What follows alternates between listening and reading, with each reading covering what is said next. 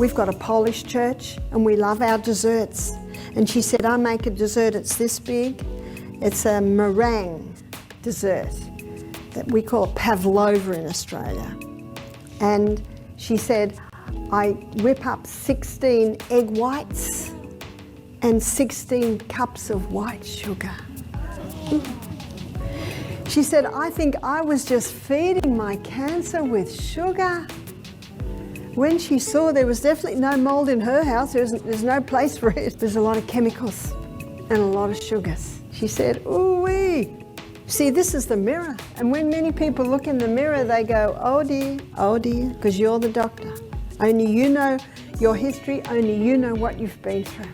And only you know how different things react and what your body responds to. She went back to the doctor 3 months later. He did a blood test, he did a scan, and he said, just keep doing what you're doing and I'll see you in 6 months. Now, what did he say the first time? You gotta have chemo straight away. She went back a year later, because this is a year now since she started. One of the tumours had totally gone. She said, I haven't felt this good since I was in my 40s. She said, I actually feel better now than in my 40s. I've lost weight. I'm off my sleep apnea machine. I'm off my medication. Another year later, another tumour had gone. She's a very happy lady. Although modern medicine has made significant strides, the incidence of cancer is still rising at an alarming rate.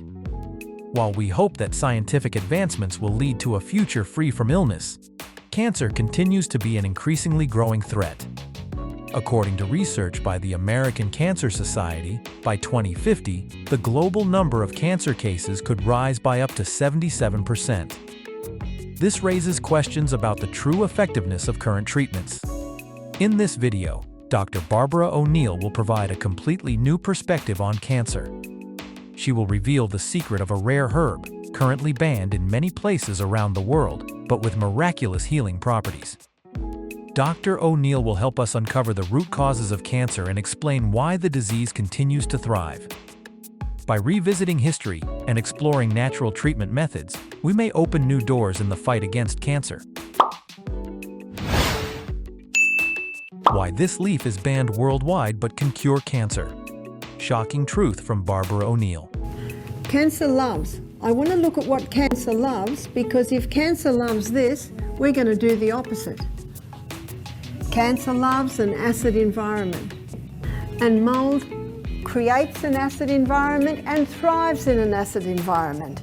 So Dr. Tullio Simoncini would put a portacath in, and he'd put the most alkalizing substance on the planet. Our stomach lining makes it, our pancreas makes it. It's called sodium bicarbonate. Unfortunately, not for us, but unfortunately for the pharmaceutical company, they can't patent that one. When sodium bicarbonate hits cancer, it causes a wave of alkalinity that the cancer can't thrive in. It's as simple as that. Cancer also loves glucose. It loves glucose to the point that it consumes 15 times the glucose of any other cell. Cancer also loves an oxygen-free environment. So now we're going to make a list of what cancer hates. Cancer hates alkaline. And in a minute we're going to have a look at some of what you can do, especially the foods, alkaline foods. Cancer hates no glucose. So what we do in a program to help conquer cancer is to get that glucose right down, and cancer hates oxygen. I have many books in my library at home, and many books by doctors, professors, naturopaths, nutritionists, scientists who have success with conquering cancer. And there are many different tangents, but I looked for the 3 common denominators amongst them all, and there they are. These are the 3 common denominators to conquer cancer: create an alkaline environment, get the glucose way down, and ensure an oxygenated body. So looking at some of the causes of cancer, mold is an opportunist organism. What that means is it's just going to hang around where there's something to clean up. You look at planet Earth, and if something dies on planet Earth, the scavenger microbes start to work. Isn't that right? The bacteria, the yeast, the fungus, the viruses, coming down to mould, and after the mould stage, the matter's brought back to dust. It's a cycle of life. So the more damage, the more waste, or you call it the more trash, the more of those opportunist organisms to bring matter back to dust. You know, that whole process can happen inside a body. That's why it's important to drink lots of water, because we do live in a self-healing organism. But it's also important, this is where abstain comes in, to stop taking anything in that body that will defile it.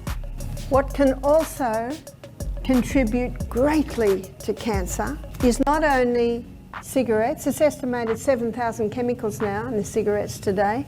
Not only alcohol, and the alcohol today is actually far worse than that homegrown wine that the little Italian man might have a few sips of a night. A lot of the alcohol's chemical. I'm not saying alcohol is ever all right. The Australian Health Department issued a statement, it's probably about 20 years ago now, that there is no safe dose of alcohol. It's a neurotoxin. But these chemical wines and beers that they're making today, they're even worse. And the chemicals that surround us in our laundry cupboards, in what we're washing with, in what we're eating. But mould is something that many people are unaware of its dangers. In fact, I have found in many cases that it's a big factor in cancer. Dr. Tullio Simoncini, in his book, Cancer is a Fungus, that's the name of his book, Cancer is a Fungus, he found yeast in the body. He found a type of yeast, often a candida yeast, in the body. Now, candida is in every single body, but this is in large amounts. In our gastrointestinal tract, there are 10 times more microorganisms than anywhere else in the body. And in the proper balance, not a problem. But when there's an imbalance, maybe certain drugs have come in to kill off the good bacteria, then the yeast can start populating in a way that God never meant them to be. So when the person is not getting the purifying rays of the sun, when they're not drinking enough water, when their body's not being revived every night, when they're stressed out, worried, stressed out about everything that happens, when they're taking too many stimulants into the body, not realizing the danger, and their sinuses are so clogged up from too many of the devitalized food, they can't even breathe through their nose, so they're getting less oxygen at the cellular level. And remember, cancer hates oxygen. You want to put more oxygen in your body, start breathing in and out through the nose. Overdoing the wrong things, no time to exercise. Can you see the breaking of those laws can cause cancer? The cancer awareness environment has given us a clearer insight into how we can fight this disease naturally. Now, it's time to reveal a secret leaf that has shown remarkable results in treating cancer. Barbara O'Neill shares the inspiring story of Elizabeth Cott, a woman who discovered she had 3 tumors in her body nearly 10 years ago. At that time, she was in her 60s and was dissatisfied with the treatment suggested by her doctors, especially when they told her she needed to undergo chemotherapy immediately. But instead of following their advice, she decided against chemotherapy and joined Dr. O'Neill's health retreat. She followed a completely different diet, free of yeast and sugar. Dr. O'Neill provided her with a plant-based diet rich in vegetables and delicious dishes made from vegetables and legumes. Additionally, she introduced herbs capable of eliminating fungus without harming the body. Dr. O'Neill also shared the amazing benefits of olive leaf extract, an ingredient that can greatly support health. What are the values of the olive? Well, from the leaf of the tree, you can get olive leaf extract. And that's particularly helpful if someone has a problem where they want to conquer yeast or maybe a bacteria, something happening in their body, because the olive leaf is antifungal, it's antibacterial. A lot of people have found help with that. Olive leaf extract has a powerful effect on cancer cells due to its potent antioxidants. These compounds help neutralize free radicals and reduce oxidative stress, one of the main causes of cancer development. cancer cells depend on the formation of new blood vessels to grow and spread. And olive leaf extract can interfere with this process, causing tumors to starve due to lack of nutrients and oxygen. One study showed that polyphenols in olives can slow down blood vessel formation and inhibit cancer growth. Additionally, foods that create an alkaline environment in the body, such as tomatoes cooked with olive oil, are beneficial in fighting cancer. Lycopene, a powerful antioxidant found in tomatoes, has been studied for its ability to inhibit cancer cell growth and trigger programmed cell death, particularly for prostate and breast cancers. Legumes are also excellent for reducing acidity in the body.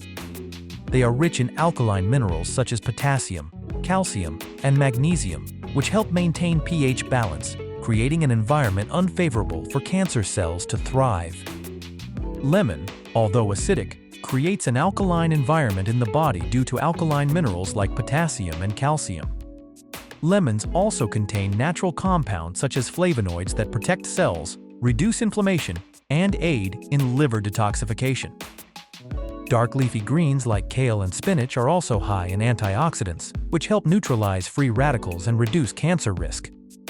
Additionally, seeds and nuts like pumpkin seeds, chia seeds, and sesame seeds are great for health and help balance the body's pH. Caffeine, all your caffeine foods and drinks have an acid effect. And of course, caffeine usually comes hand in hand with the sugar, which certainly ups it. And remember our 2.6 Coca-Cola, that's a combination of the caffeine and the sugar. Did you know that Coca-Cola is called Coca-Cola? Because I think it was in the early part of the 20th century, they put cocaine in it. And then they went over to caffeine, which is just as dangerous. Alcohol is not a food, but it creates an acid environment in the body. Tobacco is not a food, but it also creates an acid environment in the body. All your other grains, other than the grains that sit on the alkaline side, all your other legumes, other than the lima, lentil and soy, and all your other nuts, other than the almond and Brazil, have an acid effect.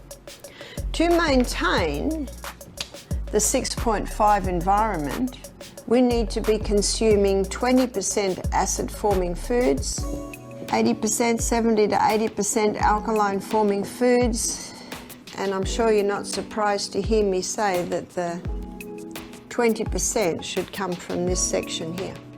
Yes, oatmeal is here, yes, rice is here. They're not bad grains. We need a little acid. Yes, your chickpeas are here, and your garbanzos, your chickpeas, your black-eyed beans, your kidney beans, they're not bad. Of course they're not bad. We need a little acid. It's when the whole meal is acid that tips the scales. How many Americans would be eating 90% acid, 10% alkaline? Is that true? No wonder cancer and heart disease are neck to neck for the #1 killers in the world today. Far more people die from alcohol-related diseases, far more people die from tobacco-related diseases, and yet they're not banning tobacco or alcohol, are they? That's why the deaths to COVID fade into insignificance against all of these. That's why God gave us a sound mind to assess these things. As Dr. Barbara O'Neill explained, in addition to cancer treatments, we can also find strength from natural remedies and foods in our daily diet. While the pharmaceutical industry may want to keep such powerful remedies secret, exploring natural options and making informed choices is our right. Please share your thoughts and don't forget to subscribe to the channel for more health tips and insights.